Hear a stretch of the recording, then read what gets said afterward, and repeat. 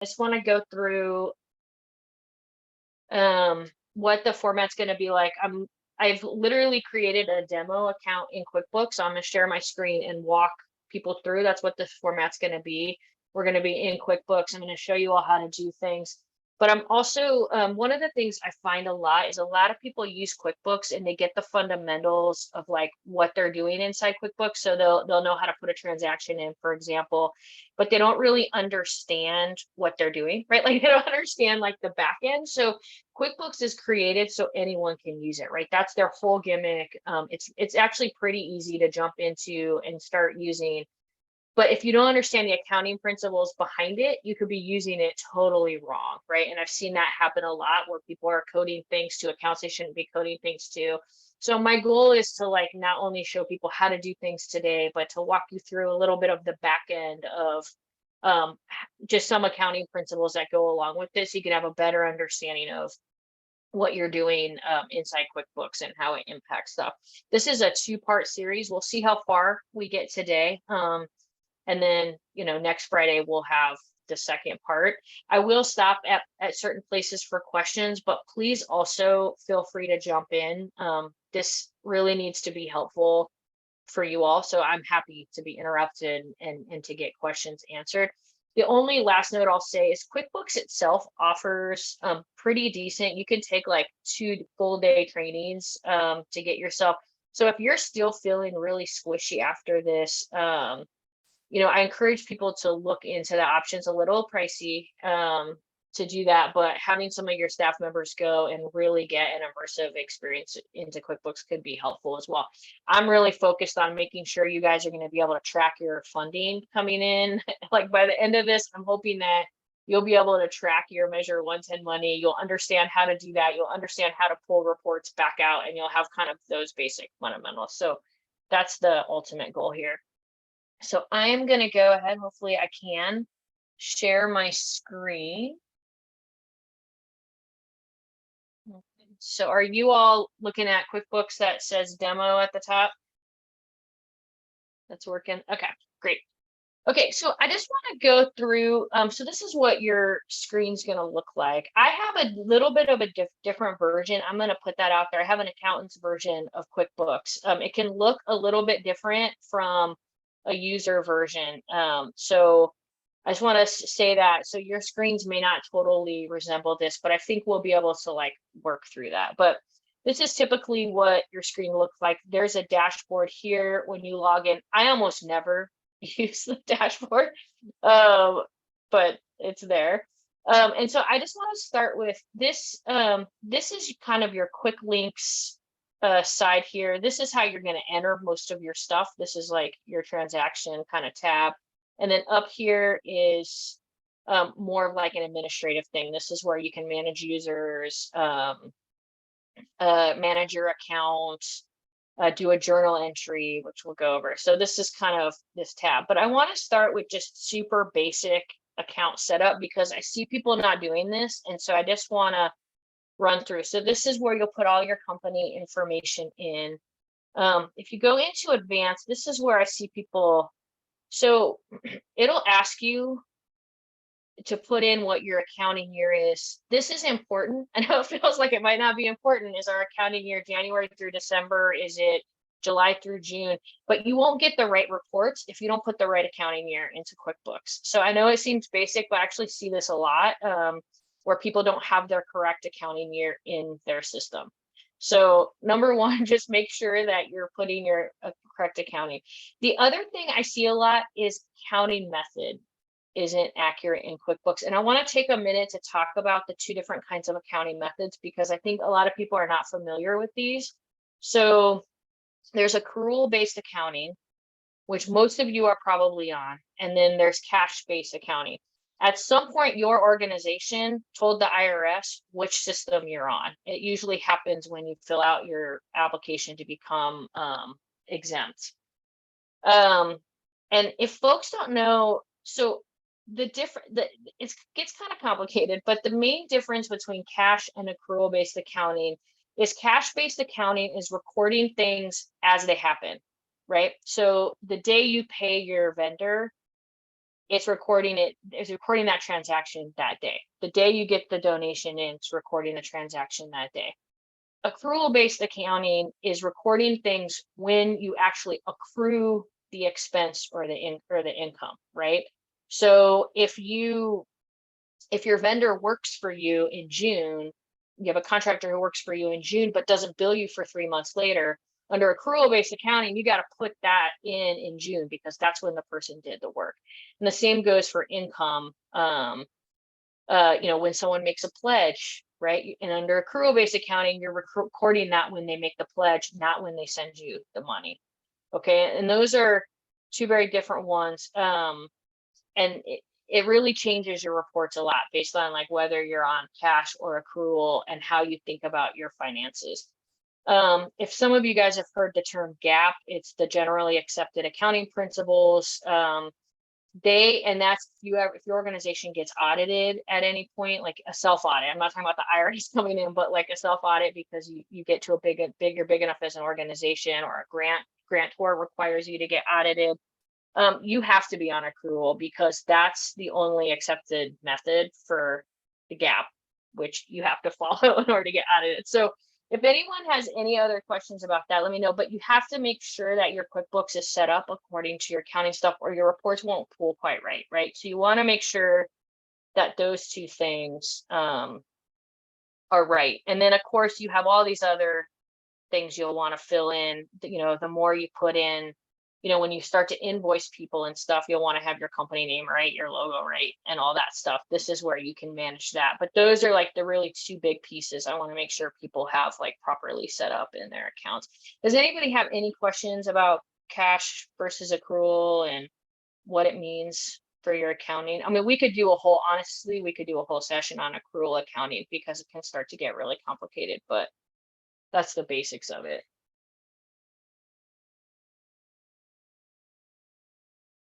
Okay, great. We'll move on then.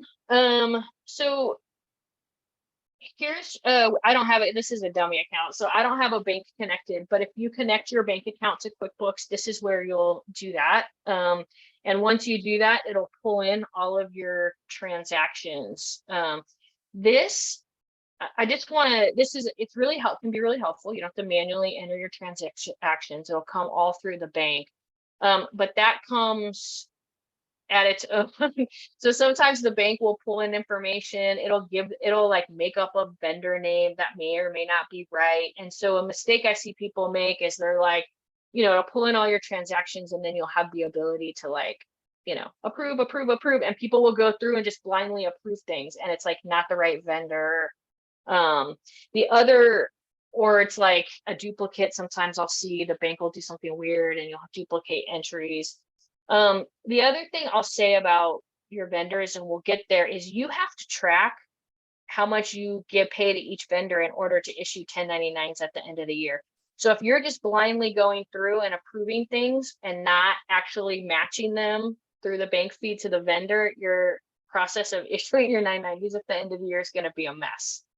So I actually recommend that people, and I'll show you how to put transactions in, but I actually recommend that people put a large portion of the transactions in independently of going through.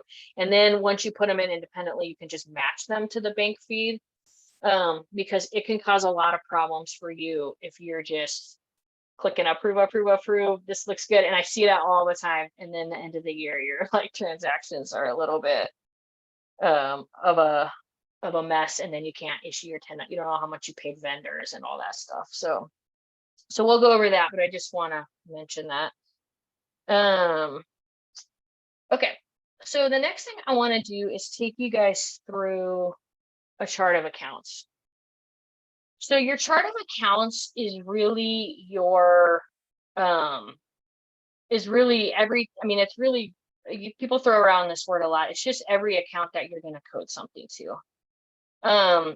There's lots of different kind of accounts, and this is really important because these are mistakes I see people making a lot. So you can see here, I had my staff member kind of set this up with dummy accounts, but your basic kind of accounts, you're going to have bank accounts in here. You're going to have asset accounts. which are things like accounts receivable, prepaid expenses. So under accrual, if you pay for something that's not going to happen for a while, it's called a prepaid expense, and that gets counted as an asset to the organization because you've already paid for something that you haven't actually accrued yet. You haven't actually accrued the expense yet, right? You prepaid it. So that's an asset account. Furniture, if anybody owns a building or a vehicle, right? Those are assets to the organization. You could sell that, get money, right? Credit card accounts, those are liability accounts. Accounts payable is a liability account. And then there's a lot of equity accounts. I'm gonna skip over that for now because you guys are nonprofits and it's not as critical. Then you have your income accounts, right? Those are all your revenue accounts, and you have your expense accounts. And your income and revenue accounts, that just matches your budget, right? That's pretty much like what your budget says. Those are going to be your income and expense accounts. I try to encourage people to group them so your chart of accounts isn't out of control. You don't want to pull a report that's like 4 pages because you have like an account for every little purchase you've ever made, right? So I try to encourage people to be thoughtful, have it mirror your budget there. But what's important is different type of accounts hit your reports differently, right? So most of you probably know the 2 main reports that you're going to pull out are a balance sheet, and we'll go through these, and a profit and loss statement.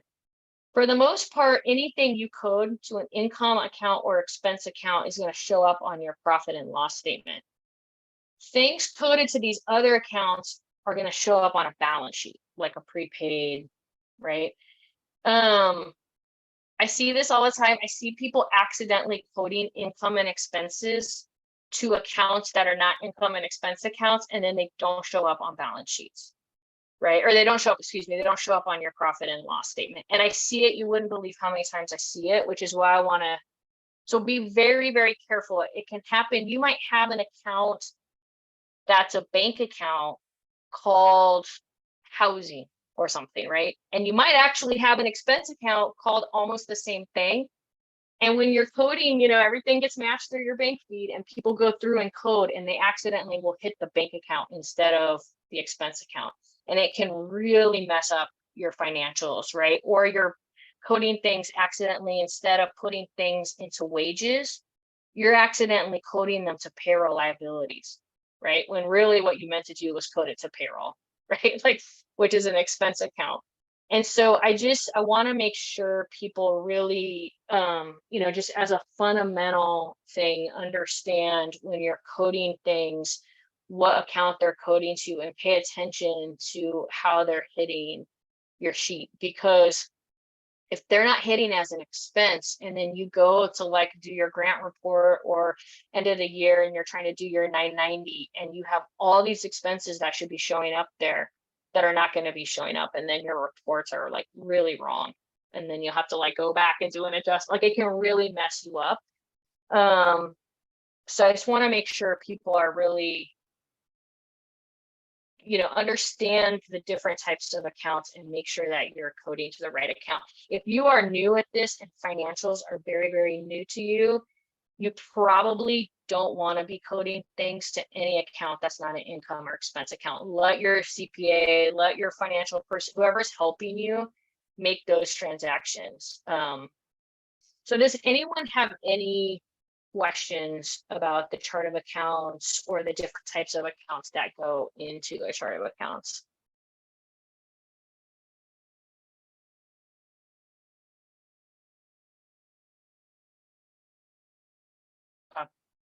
It used to be, QuickBooks used to be that when you opened up an account, they populated this for you. QuickBooks used to be able to pick what kind of QuickBooks account you wanted in the online version. You can still do that in the desktop version, but in the online version, you used to be able to say, I'm a nonprofit or I'm a contractor, and they used to populate your accounts kind of based on that industry. They don't do that anymore. When I opened this demo account, they didn't have any accounts in there. I had to create them all as a blank slate, which can be a little bit helpful, actually. That's like, before it would like make people's accounts messy, and a lot of people would be like, I don't have a, like, why do I need this? And what is this? So, yeah. Okay. And then the other thing I just want to give as like a basic accounting principle for folks is that, there is this idea, QuickBooks, you're not going to see it as much in QuickBooks unless you're doing journal entries and stuff, because QuickBooks hides this from you. But the biggest accounting principle is that it's called double entry accounting. Every transaction you make in QuickBooks is hitting two accounts, every single one with no exception, right? So if you put, for example, an expense in, it's coming out of your bank account and then it's going into the expense category you're putting it to, right? Income the same way. You're adding it to your bank account and you're adding it to the income expense. All these other accounts are the same. So when, your CPA or someone's like, oh, we'll do a journal entry and move it from this account to this account, right? That's what you're doing. Every account has to have two ends of it.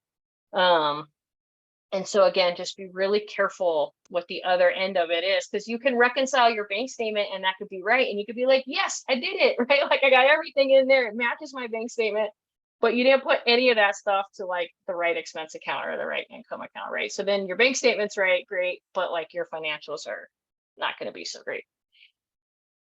So, okay. So beyond chart of accounts, then we'll just go into the basics of transactions. Kyle, And can we so pause for a second and see if anybody has any questions before we go to the next page? I don't Sure. see any hands up, but I just want to make sure we give a chance. Kyle, can you say that last bit one more time about two postings? So every transaction should have two ends. Can you just say that one more time so I can make sure the note I wrote is correct? Yeah, you guys won't, if you're using QuickBooks exclusively, you won't necessarily see it because QuickBooks hides that from you. If you had a more like, there's more advanced systems where you have to explicitly tell it the two accounts. But the best way to show it here is if you did a journal entry, which I don't recommend most of you do unless you really know what you're doing, because journal entries can be complicated. But if you're doing a journal entry, every transaction hits two accounts, right? Like that's just the accounting principle. Oh, I've seen this. Okay. Yes, I understand now. Yeah, back in the day when people had actual ledgers, right? You would make two entries in your ledger, handwritten entries.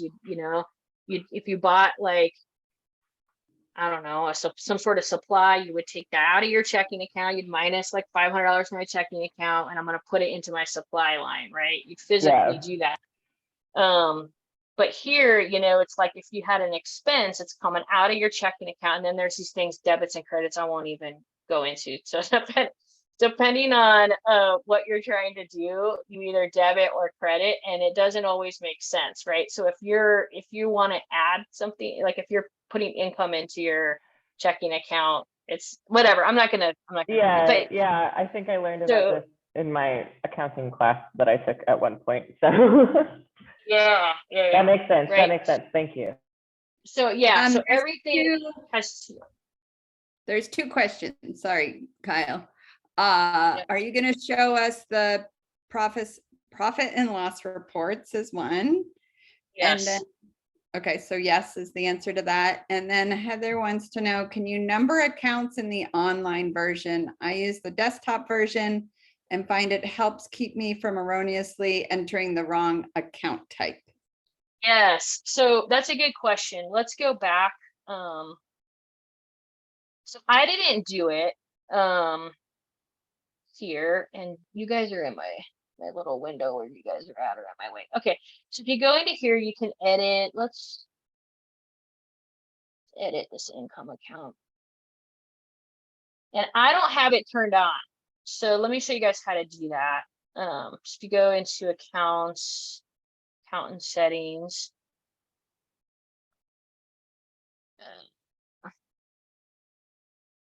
See, it might be under enable account numbers. See right here. So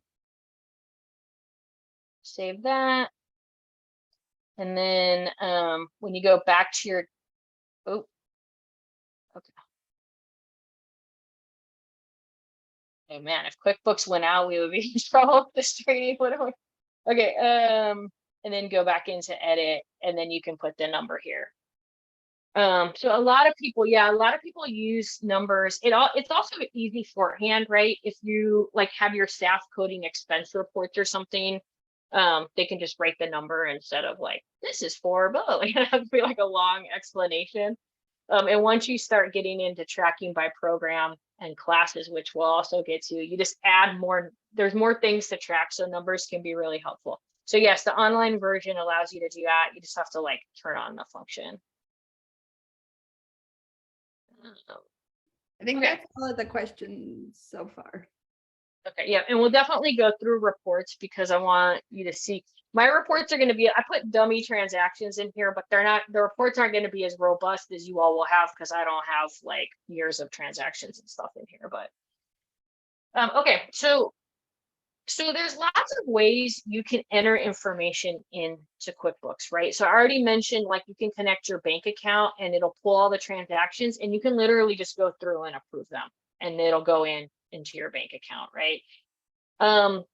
I recommend doing that for little everyday purchases that you don't really need to track. So parking, you know, a software purchase here and there. But for any customer that you need to like really track, like you're going to want to know later, how much did launch operations give us, right? Or how much, or your vendors, how much do we pay launch operations? Very important because you have to do your 1099s at the end of the year, right? Any of that information, I recommend you put it in using one of these methods, which I'll go through. And this is going to be the button that you use probably the most. So here on the income side, so this is all your income stuff. So here's where you can put an invoice in. And I'll go through that in a minute. Receive payment. So when payment comes in, so you have an invoice out and then they pay you, that's where you'll go to like note that the payment came in. Estimate, you guys probably don't use this. I have one nonprofit client who uses estimates and it's only because they're trying to like do a workaround it. Like, but this is more for like contractors and stuff. So I can't imagine a lot of you guys are using this. The same with credit memos. Can't imagine people are using a lot of credit memos. So I'm going to kind of skip over these, but if folks need to use it and want to talk about it, that's fine. Sales receipt. So this is kind of a funny word, but I actually have my clients use it a lot. QuickBooks has a weird glitch in it. So if you put in a deposit, which I'll show you is over here, bank deposit, but we'll get to in a minute. But if you put in a deposit and you know who the check is from, you're like, this check's from launch operations and consulting, and then you put the check number and the deposit stuff, it'll go in. But for some weird reason, QuickBooks won't take the fact that you put the customer in and attach it to their customer profile. So you won't be able to go back and see how much money that person gave you in the system if you ever wanted to. I have written QuickBooks about it's like, well, it's something that really bothers me personally. So what I recommend is if that is something that you want to track, if you want to know how much an organization or a corporate sponsor or someone is giving you over time, that you actually enter that information in as a sales receipt and then deposit it. And I'll show you how to do that, but you don't just enter it in as a deposit because it won't link to their customer account. It's really frustrating. I don't know why QuickBooks does that, but it does that. And then refund receipt, if you ever have to give someone money back, you can only use this if you've done a sales receipt or an invoice. So if you've put the money in through a bank deposit, you can't use this tool to refund it because they don't know who that person is, right? Again, it doesn't attach to their profile. So let's start with invoice. So this is your basic invoice in system. And even if you don't actually send out invoices through QuickBooks, I highly recommend that you still get them into your system so you can pull a report on who owes you money, right? If you don't put this in there and just your development director is keeping track of all the invoices they send out, you have no way of knowing who owes you what, right? So I encourage you to put that in. You can customize invoices. I'm not going to go into too much detail on this. You can play with it. But there are ways to customize it. You can put your logo in there. You can change the color to match your organization if you want. They've gotten pretty fancy. Like you can do a lot with the customization. It used to be a few years ago, you could tell anytime someone sent an invoice out of QuickBooks because they all look the same. Now you can like customize it so they don't all look the same. The important thing to note here, you'll put the customer in. Once you start to do that, so let's say we already have John did, but let's say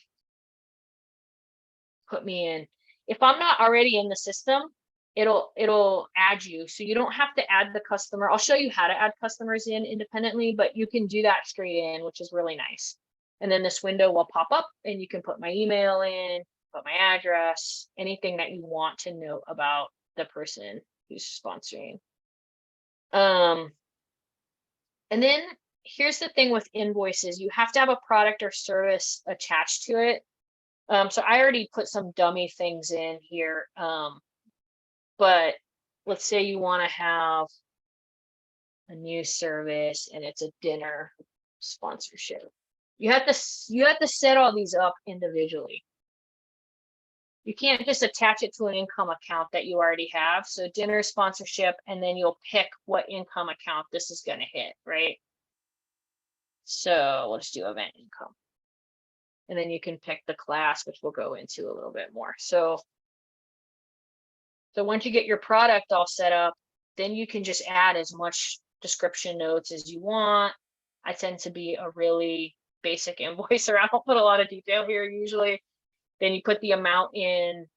You can add a message, and you can also add attachments if for some reason you want to have an attachment there.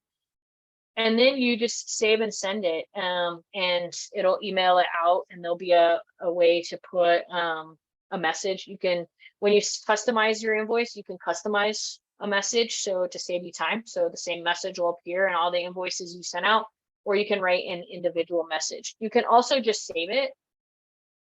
Remember I said you don't have, sometimes you might not want to actually be emailing these invoices out of QuickBooks for some reason. Just save it and close it, and it'll still register the information, but not actually send it via email.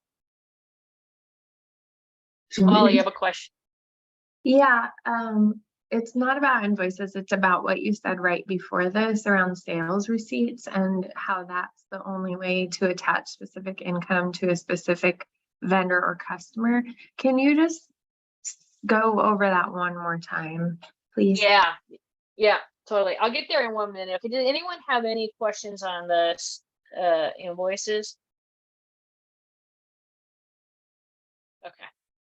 Pretty straightforward. You can play with it. The important thing is just to get, if you're on accrual method, I'm going to say this again because people don't follow accrual. If you're on accrual method and someone pledges you money, you need to put that in to your system. And there's other ways to do it, but the easiest way to do it is just to create an invoice, and then it goes into your system, even if they're not going to pay you for like a year, right? If you're on accrual method accounting, you got to get that into your system when they pledge the money.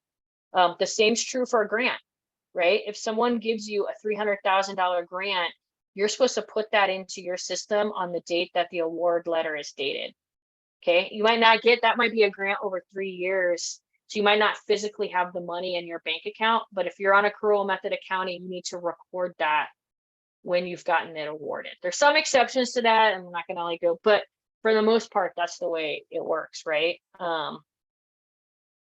Okay, so let's go back out of here. Molly has her hand up, and so did Angus. Oh, sorry, mine was about the sales receipt. Okay.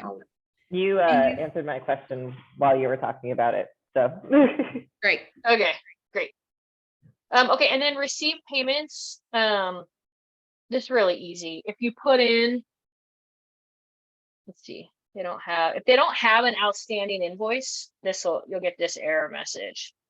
Doesn't have an open invoice. So we'll see it. So this person does, right? Demo member has an open invoice. You'll just come here, you'll put the payment method, how much, and then you can. So here's the one thing to know is you can pick where it goes from here. Do you want it to go straight into your checking account, or you can put it into undeposited funds, and then you can make a deposit. And I recommend, if you're gonna take like 5 deposits down to the bank with you, right? I would recommend doing this one so you can group those 5 deposits into one transaction. Otherwise, when you go to do your bank reconciliation, it's not gonna match. The bank's gonna say you made a $10,000 deposit. You're gonna have 5 $2,000 deposits, right, in here. So you can toggle between these depending on, do you want this just to automatically go into your bank now, or do you want it to go into undeposited funds? And then I'm going to do that because I'm going to show you guys.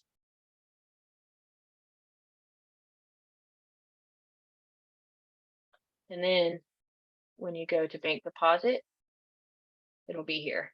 And, you know, if you have 5 or 6 of them, you go, and then you put the date you made the deposit, and then it'll match your bank register when you go to reconcile your bank account.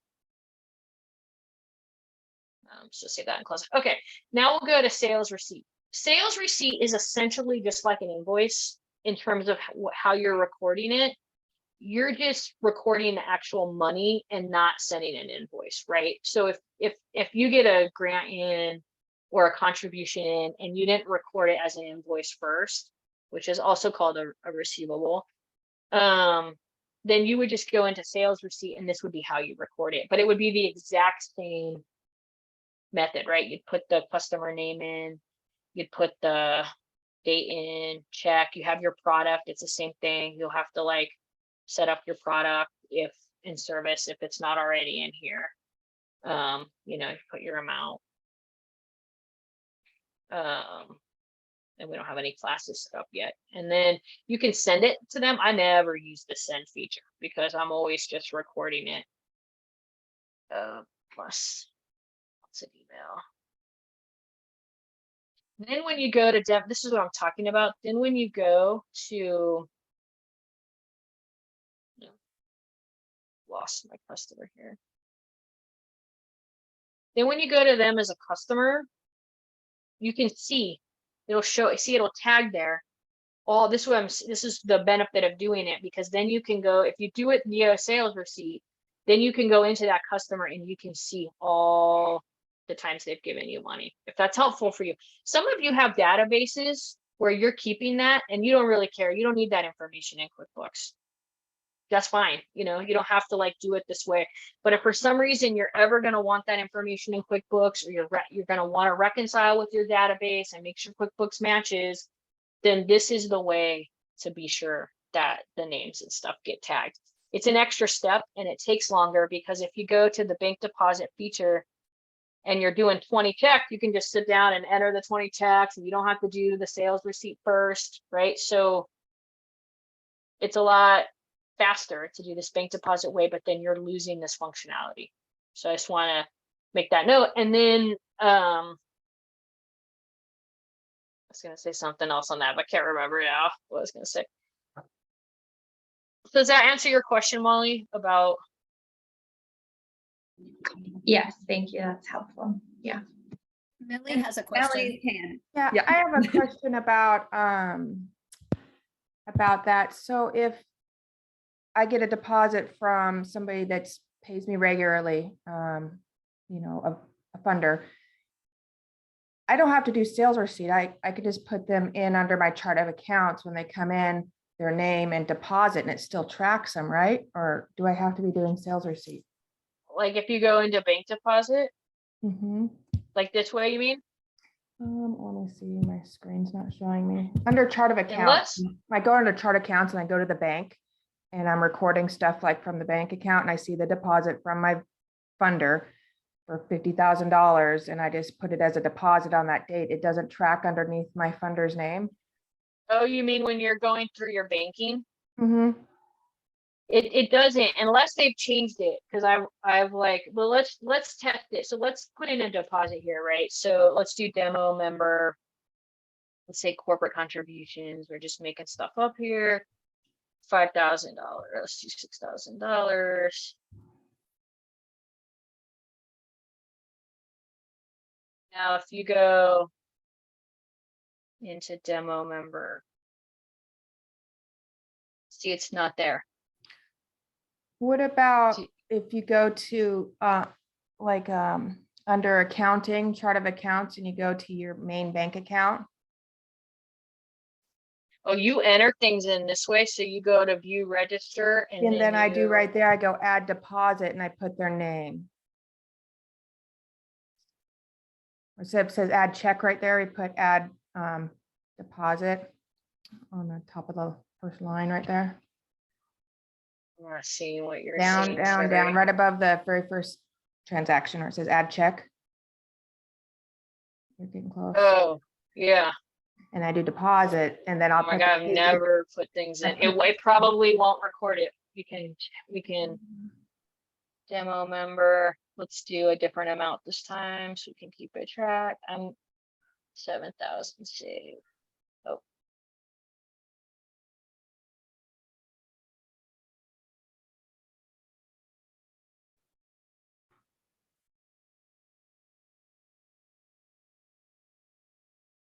I've never put a transaction. Yeah, it doesn't record it. Interesting, okay.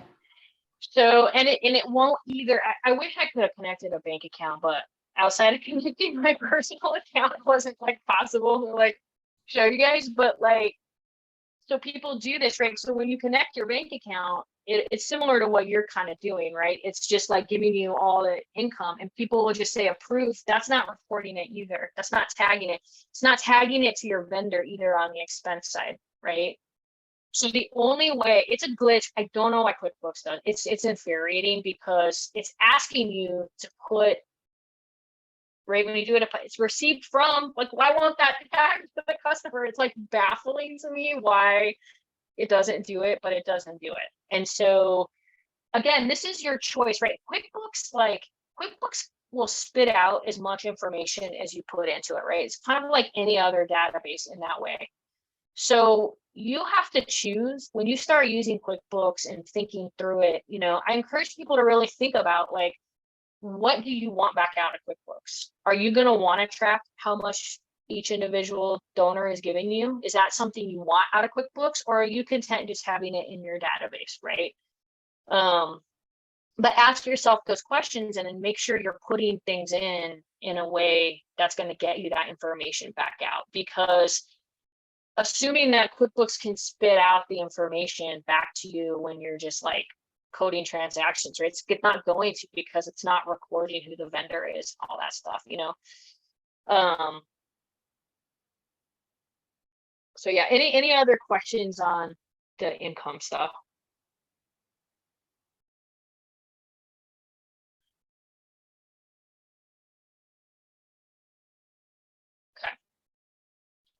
So, and then in addition to, before we move on to income, so this is kind of your quick add button here, but you can also go to invoicing and see your customers here. You can add a new customer if you want to preemptively add a new customer before you get a check from them. You can do that. You can put all their info in there. You can see all your outstanding invoices here. We only have this one, and then it got deposited. You'll see the status. You can also see, I think it's handy. This happens to me all the time. People are like, I never got your invoice. If you email an invoice, you can also see if it doesn't get delivered, it'll come back as a warning to you. It'll tell you that. It'll tell you when they viewed it, right? So if people are like, I didn't get the invoice, you never sent it. It's like, yeah, you viewed it 3 times. I can see that, right? Like, so you can see that. You can see all kinds of helpful information under here. And then again, we're not really going to talk about estimates. So probably all you'll use in this tab is looking at your invoices and your customers.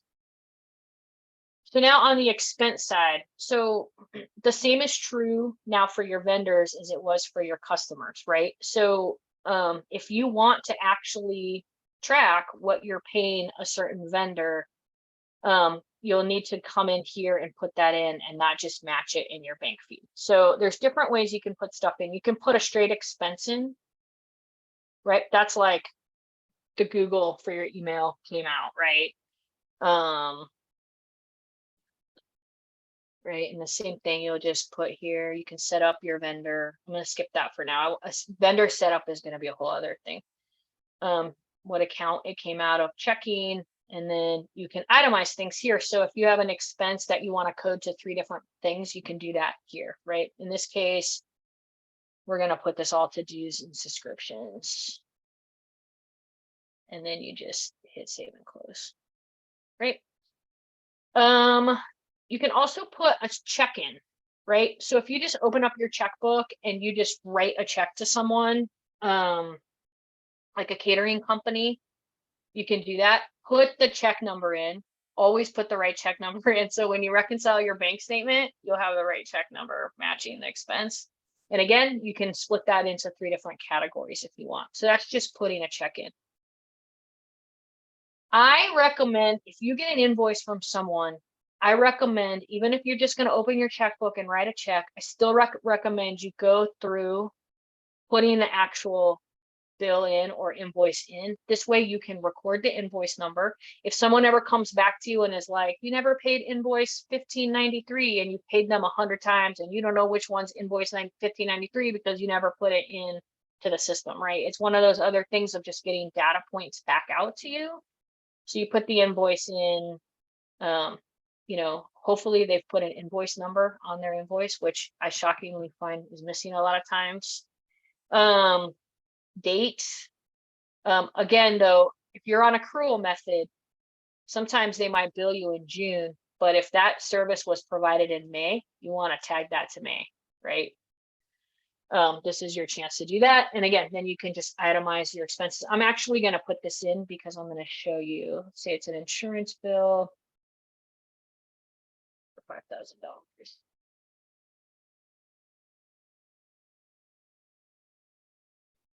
Then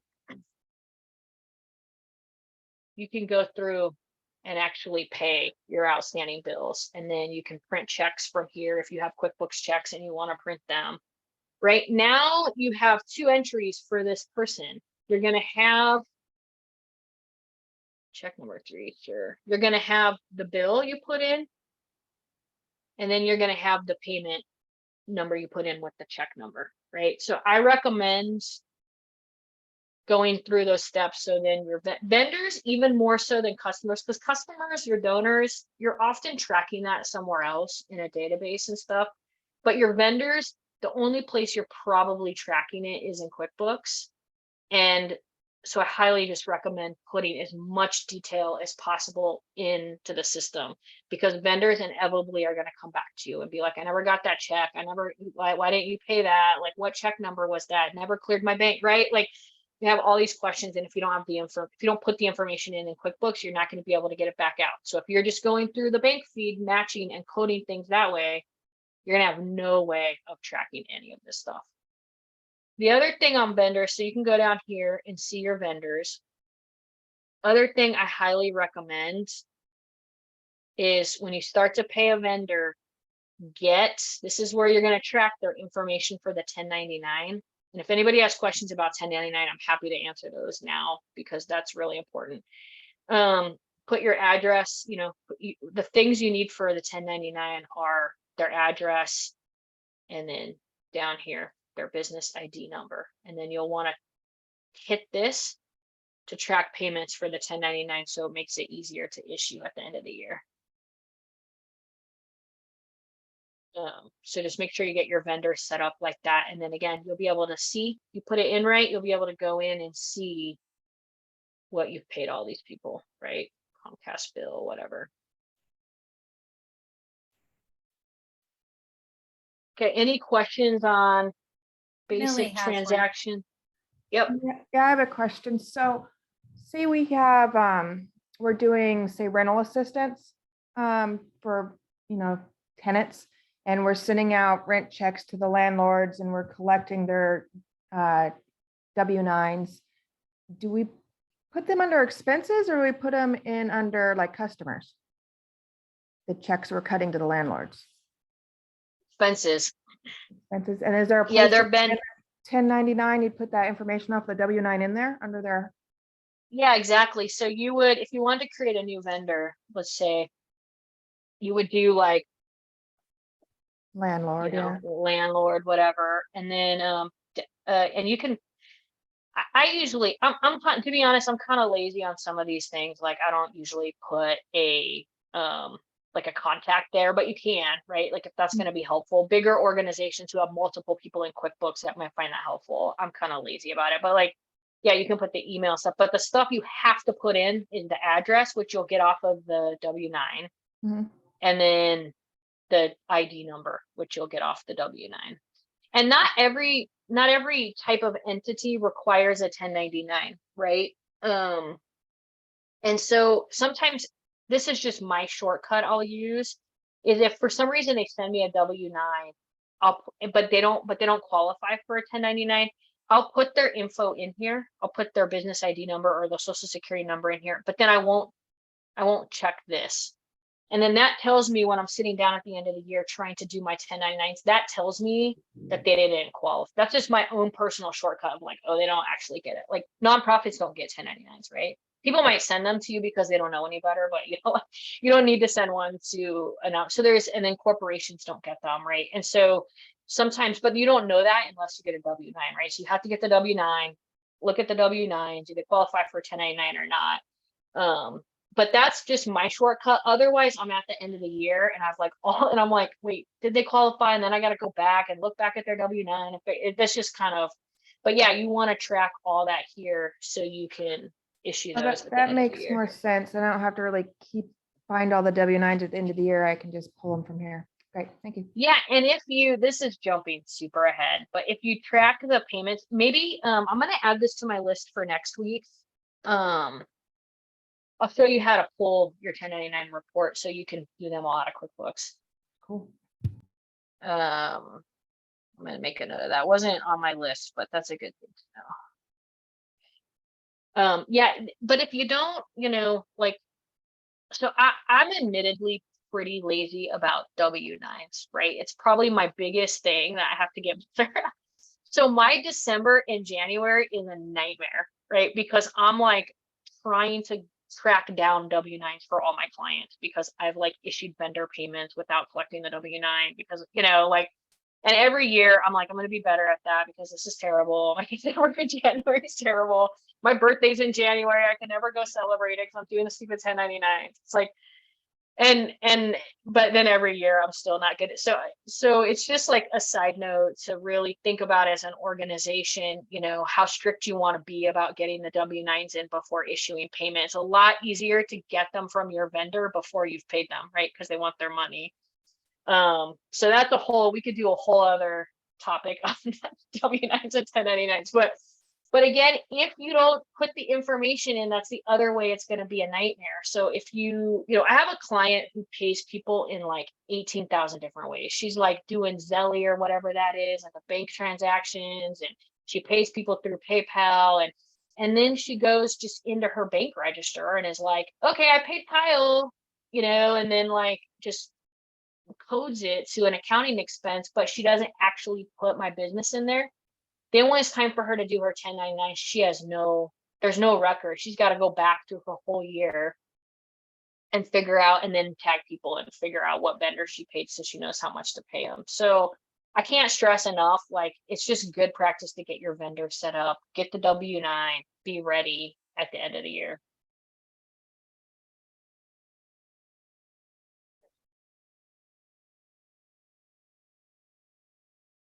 Okay, any other questions on vendors? The last thing I'm going to cover is reports. So if there's like before we dive into that, which I think is a pretty big topic, hopefully we can get through most of it, but any questions on just the other basics of getting your transactions in and how to track all that stuff before we get there?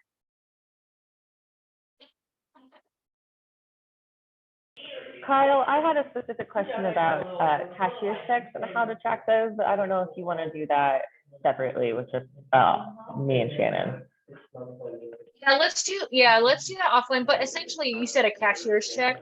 Yeah, so sometimes Shannon will go and get several cashier's checks all at once, and QuickBooks shows that as an expense to the bank account as one whole expense. So if we get like 3 cashier's checks, sorry, I'm in a room with other people.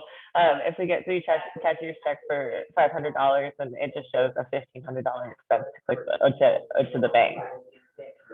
I would absolutely, so this goes against what I said about matching your bank deposit to your register to make it easier. I would absolutely put those in separately, even though it then makes it not match your bank register. Because depending on who you're paying with cashier's checks, those could be 1099 eligible. So if you don't itemize them and say, this is like who I paid this with, who I paid this with, who I paid this with, you're not going to know when you're time to do your 1099s, right? Oh, I see. Okay, cool. Because we have a couple of cashier's checks that we've done where like one of the cashier's checks that was purchased at the same time goes to like a okay, I see what you mean. Yeah. I'll just have to fix that probably. I've just been putting who it's going to in the notes because I wasn't sure how to track those cashier checks. Yeah, the other thing you could do is you could just be a pain at the bank, right? And say, I want you to do these in 3 separate transactions so they show up as 3 separate withdrawals from my bank. I think that we avoid doing that because of the fees. Because then we would have to pay the fees 3 times. Yeah, that's a good point. Yeah. Yeah, you would just, I think that's probably the best way to do it. And then you just have to note when the bank reconciliation comes that that's what it is. You know, you just have to remember that. It's not ideal because, you know, especially since we're doing it, like we could get confused, but I think it's best because it's the best way to track it. So you have all that information. Okay, we'll probably have a meeting with you at some point over the next week so we can go over specifics for that. But thank you. That's what I needed to know. Yeah, and I'm hyper focused on 1099s, but like there's a lot of other reasons that you're gonna want to know how much you paid each vendor. Like grants might ask for it. It might be part of your grant report. It might be part of your OHA reporting. They may come back to you. You may have to prove. I have clients who have to get reimbursed for some of their contracts. They have to actually send in the stub, right? Like you paid so-and-so, we need to see the pay stub for that. And so there's a whole bunch of reasons that you might need to track your vendors separately and go through the motions of putting this all in, even though it's more time consuming. It may come back to bite you, and then you're like doing what my one client had to do and go back through the whole year, figure out who she was paying, right? It's just better to like take the extra 5 minutes and get the data in right, because you never know when you're gonna need it. Yeah, it gives us the option to like split the transactions, but again, and then add a customer, but then again, it still shows the transaction of coming out as paying some cost. Okay, perfect. Thank you. Yeah, but there's no way to split if it's going to 3 different people. That's the problem. You can split how you want to code it, right? I'm going to code this portion to this, this, and this, but there's no way to say like, well, 500 went to Kyle, 500 went to Tara, 500 went to Dory, right? Like there's no way to do that unless you put them in as 3 different transactions. That's the problem you're going to run against, you know? I see. Okay, so maybe later we can review all our cashier checks. Yeah, we'll talk about it. Yeah. Okay. So reports. So this is really and there's a lot of reports. I'm going to come back to this because in the next section, I'm going to talk to you guys about setting up classes to track your projects and setting up ways to track your specific grants or contracts. So I'm going to come back to reports then to show you how to pull those specific reports. But today I just wanted to give you a little bit of background on your reports. So these are always going to be the 3 at the top for some reason. I think there's 4 main reports I see people running. There's the accounts receivable report, accounts payable report, balance sheet, profit and loss, and then budget to actuals. Those are probably the most common reports that people are going to run. So I'm going to start with the balance sheet. Now, remember when we were talking about the chart of accounts, in certain accounts, I said, we'll hit your balance sheet, and certain accounts will hit your profit and loss. So here's the things. And again, my balance sheet, I only have some sample transactions in. It's probably not going to be as robust as your all's balance sheet, but just some quick things up here. You can change the period, you know, you're trying to pull it for. This is just, it usually defaults to the last month, but you can change that. This is helpful. A lot of people don't know about this. If you have a bunch of accounts that are just going to show 0, it can make your balance sheet look long. You can go in and just select non-zero transactions, and they'll automatically take all those out. So you don't have like a really long balance sheet showing a bunch of things with zeros in it. You can toggle between cash and accrual. I want to be careful here because QuickBooks is just going to, this is the way they're going to pull reports. That does not mean that you are like changing your accounting system or how you're putting things in. Truly being on accrual accounting means that you're like putting you're putting things in certain date. QuickBooks is not going to catch that. So you cannot just like be on a cash accounting and then just like switch it to accrual and think that you're now like spitting out correct accrual reports. So I want to be careful about that. Like if you're truly on accrual based accounting, everything you do and put into QuickBooks impacts that. You can't just like flip a switch in QuickBooks and be like, now we're accrual. I just want to like caution against that.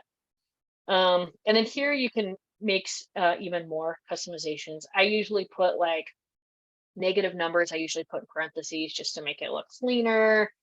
I usually take out what day and time I prepared the report because I'm usually doing it at midnight. Don't want people to know that, right? Like whatever you're trying to do, you can change the title and stuff like within the reports. So that's just the basics on it and rerun it. And then from here, you can print it, you can email it to someone, you can download it into either Excel or PDF. You can even change if you want, you can change like what it's called. I don't know why you would, but you could. Okay. So this is what your typical balance sheet's going to look like. Up at the top is going to be all of your assets are going to be listed here. So how much you have in your bank account, how much you have in your accounts receivable. The other big one most of you are going to have is deferred revenue, which is actually a liability. So I'll talk about that in a minute, but that just popped into my head that I don't have a deferred revenue account. But so that's going to be all your assets, your furniture, if you own a truck, like all that stuff's going to sit up here at the top. If you're a very simple organization like mine here, your balance sheet's going to be really short and simple, and that's okay. You don't have to have like all of this other stuff up here. Prepaid expenses, that might be the other thing. If you're on accrual accounting, you probably should have a prepaid expense account. That'll sit up here as an asset. And then you're going to see your liability section. So that's your accounts payable. It's deferred revenue. So deferred revenue, we haven't talked about yet, but deferred revenue, most of you might have. So deferred revenue is when you get a contract. This is not a grant. It's a little bit different, a contract, and they prepay you, but you haven't done the work yet, right? And you have to give the money back if you don't do the work. It'll say in your agreement, and we talked about that a little bit last week when we did the training. That's a whole other training on how to read your contract and grant agreements. But if you haven't earned the money yet, if someone has given you money and you have not actually earned it yet, that is deferred revenue. So I have a client who does a conference once a year, right? And so she gets people buy booths and they buy tickets and stuff for my God, I just blanked on the word, the conference in advance. But if she has to cancel the conference because of COVID or something, she's got to give that money back. She hasn't earned that money yet. That's a liability to her organization, right? That sits here. That's the same with deferred revenue. If a funder gives you money in advance, but you haven't done the work yet, and you haven't earned it, and it specifically says in your contract that you have to earn it to get it, that's deferred revenue, and it sits as a liability because it's here in your checking account. You've already deposited the money. It's here in your checking account, but you haven't earned it yet. So it kind of goes as a liability against it, right? So all your liabilities will kind of sit here. And then your equity section is down here. And again, I don't want to spend a lot of time on equity because we're nonprofits, and QuickBooks doesn't handle nonprofits very well. Usually what most nonprofits will do is change these. So you have unrestricted line and a restricted line, so the board can see what of those funds you have are restricted and which ones are unrestricted. But your liabilities, it's a balance sheet. I actually had someone the other day call me in a panic because he was like, something's wrong with my balance sheet. The number at the bottom is matching the total assets. And I was like, it's balance sheet supposed to, there's nothing wrong. It's supposed to match, right? It's supposed to balance. That's why it's called a balance sheet. So your assets are supposed to match your equity and your liabilities, right? So this number, this 201, 270 will always match this number. And QuickBooks won't let it not match. If you're using other accounting system, you might get into a situation where it doesn't match. Or if it doesn't match, it's usually because someone pulled the report into Excel and messed with it. And then they messed with it wrong and it didn't match. People will do that.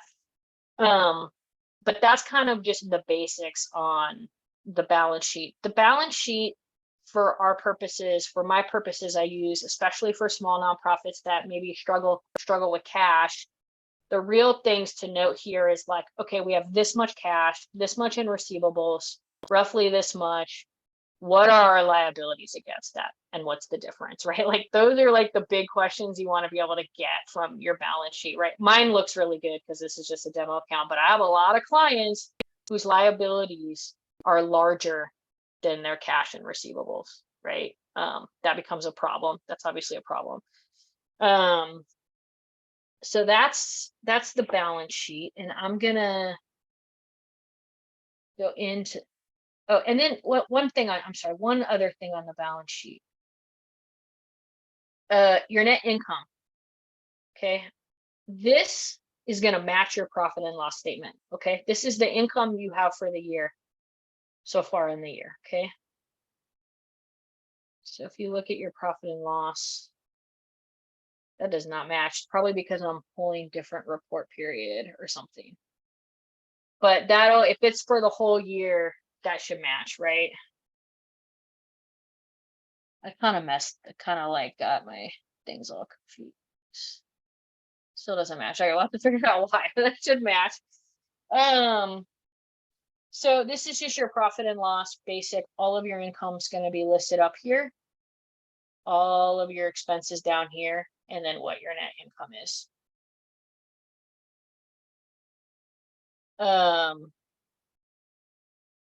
So again, if you are accidentally coding things like your salary and wages to payroll liabilities for something that's a balance sheet account and not an expense, it's not going to show up here, and then your profit and loss is going to be wrong. And then you can do the same thing here. Something that might be helpful, which is not going to show up in my test, but you can do it by month. So this is not going to be helpful for me because I don't only have stuff in August, but you know, it'll show your profit and loss by month. That might be helpful for your board to see. And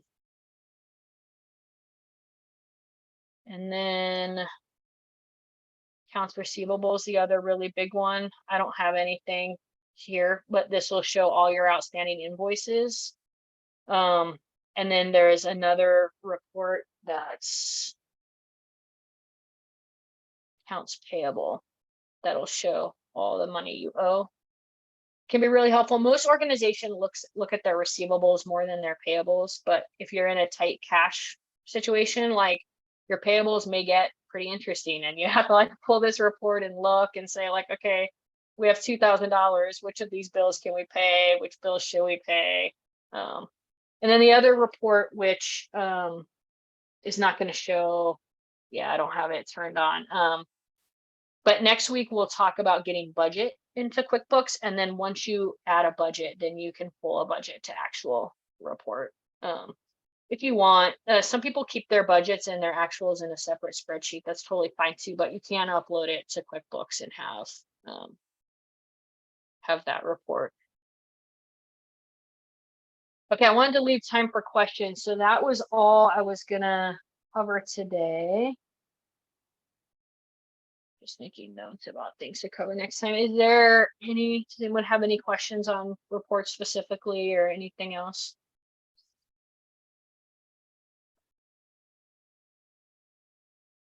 I'm gonna say that there was a question wondering who to speak about. Was it going to be you? Maybe you could bring it on the next one. Specific questions within our grant, like mileage amounts, how I could spend emergency funding and the like. Yeah, well, this is, so let back up. This is like questions specifically to the budget you got from measure what, like from OHA. Yeah, that wouldn't be, I mean, without me looking at your specific grant agreement and what you had, I don't know that I'm the best person to like answer that. I can tell you how to get it set up to track that sort of thing, but I don't know. Um, yeah, the specific agreement. And I would say that if it's something that you want to do a one-on-one coaching with somebody to just get a better understanding of what your grant agreement with OHA is, but I've also talked to OHA quite a bit, and they are supposed to be offering technical assistance that is based on your grant with them. And they would be the best people so that you can really understand what they want. And then maybe you could utilize Kyle or somebody else to kind of talk through how's the best way for me to report this or track it. And we're happy to kind of work with you on figuring out the best ways to support you in that space.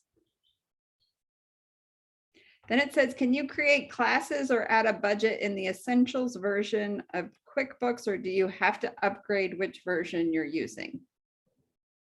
Oh, I can't quite remember what each version is, but you're likely going to have to upgrade. Sorry, let me look and see. There's a little What outline version are that'll you say. using? They're asking what version you're using right now. For my demo, I picked,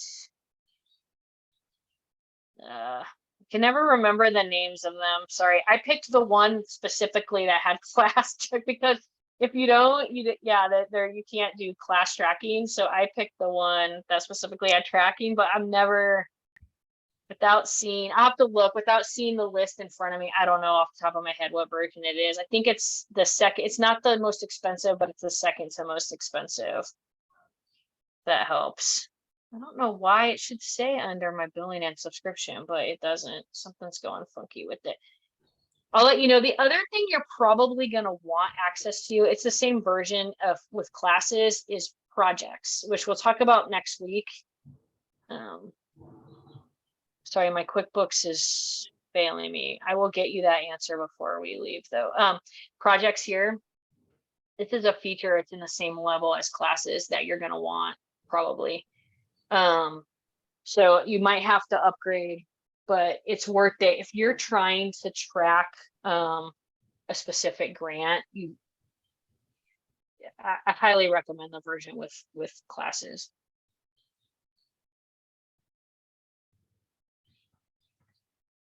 I'm looking at this. Okay. Can you get a discounted QuickBook version from TechSoup if you're a nonprofit? Oh, no, I was just saying you can. Oh, you can. Sorry, If I you was go going into with TechSoup- can. Yeah, go into TechSoup and they usually have the discount there for QuickBooks. It's like pretty good discount. Great. You can't, it's, yeah, essentials. I'm sorry, just to circle back on that. Essentials will not let you track classes. You need the plus version.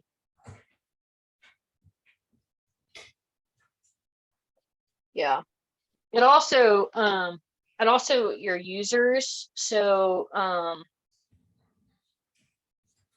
one thing I do want to point out, just because I'm always having to tell people this. So this is your users in-house. If you toggle here, you can invite a firm, which is how I prefer people to invite me, because I have staff, right? Then I can share and have my staff help like work on stuff. And you're allowed, depending on what version you have, you're allowed to have so many users, so many accounting firms. I think accounting firm is like 2 and then like 5 users. So that's the other thing with your plan choice, is like who's going to be using it. And I highly recommend, it's more, even if it's you're giving someone like, people can have report only access, so they can just go in and pull reports. They can't like mess anything up. I highly recommend somebody else have access to the financials, right? Having just one person have access to your financials is problematic. A, there's no one doing a due diligence on them and making sure that nothing funny is going. But B, if something happens, to that person. You cannot access I can't tell you how many people have accounting firms or bookkeeping firms that have like the bookkeeper has a desktop version of something, and all of their accounting financials are on this one bookkeeper's desktop version.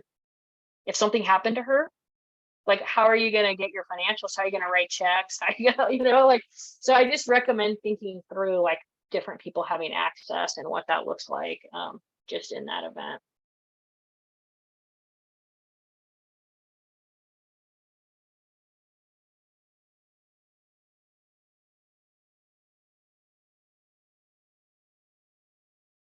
Cool. Awesome. Thank you, Kyle. I put everybody's email addresses in the chat and the different technical assistance workshops that are coming up over the next few weeks. And please, we're designing this as we go. So if there's something that you all feel like this would be really helpful, I wish that they could find a way to bring this topic in.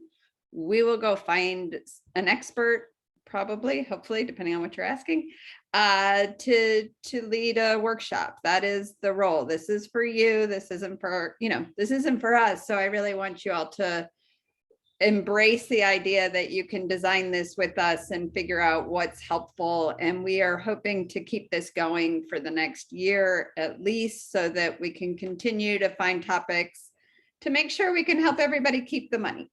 That's the goal, so that you can keep providing the services that you provide, and saving lives and changing lives. So that's our role. We're going to help you keep the money. Let us know how to support you in doing that. And we're here, and we just want y'all to succeed and thrive and keep kicking ass and doing all the amazing things that you're doing. So thank you for joining us, and let us know if something comes up that you really want us to cover next time or in a session down the road. Thanks all. Have a great week. Thank you. Thank you. Did you stop recording? Oh, I am now. uh,